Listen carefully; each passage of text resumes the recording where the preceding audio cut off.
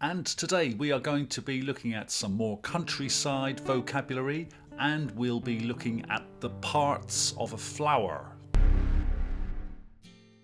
Hello and welcome, and my name is Charles, and today we are in a field of sunflowers in the centre of France, just south of Limoges, in this very pretty part of the countryside.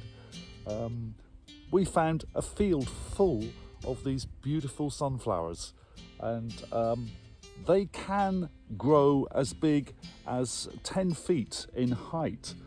And the faces of the sunflowers, what happens is when the flowers are young, they follow the sun around the sky from the morning until the evening. They move facing the sun. But when the flowers are a little older, they freeze facing east.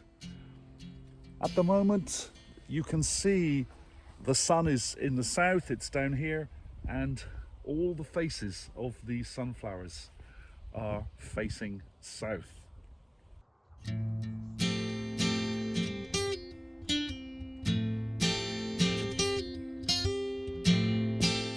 So what I've done, I've come into the field and I'm down beneath the tops of the plants so that we can take a look at the base of the plants, and we can talk about a little bit of vocabulary about the different parts of the plant.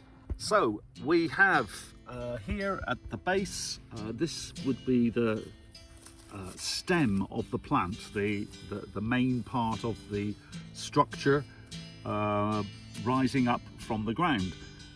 Under the ground, of course, there is a root system, a system of roots which support the whole plant. And like many plants and flowers, they have a number of leaves which are coming out from the stem. And as we get to the head of the plant, I call it the head, this whole thing could be called the flower. In a sunflower, the central part is called the disc, and the outside part of the flower, this is called the ray of the flower. These individual things are called petals. Every flower has different types of petals, different shapes of petals.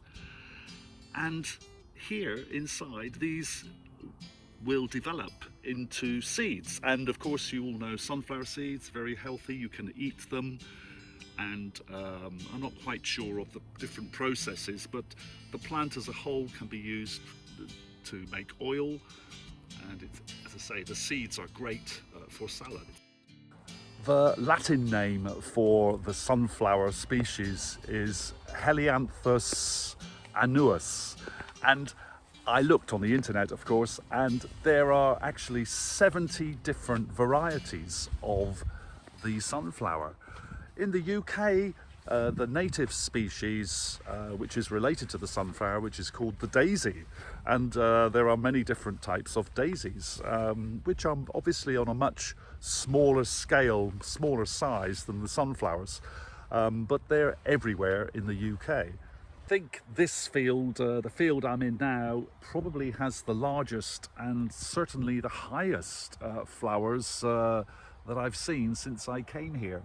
But even these flowers are still a little short. They may be possible to grow another ½ metre in ideal conditions, but these flowers seem to have found a very good place where they a combination of sun and shade and earth and water, etc.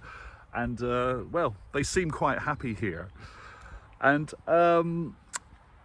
of course the sunflower is instantly recognized and connected with the artist Van Gogh. We say Van Gogh in the UK, a lot of people pronounce it Van Gogh. And he painted a number of paintings, I think 5 paintings of sunflowers. Not from this area of the country though. He painted in the south of France. And to Van Gogh, they symbolized, what did they symbolize? I just looked it up. Yes, to Van Gogh, the sunflower symbolized gratitude or thankfulness.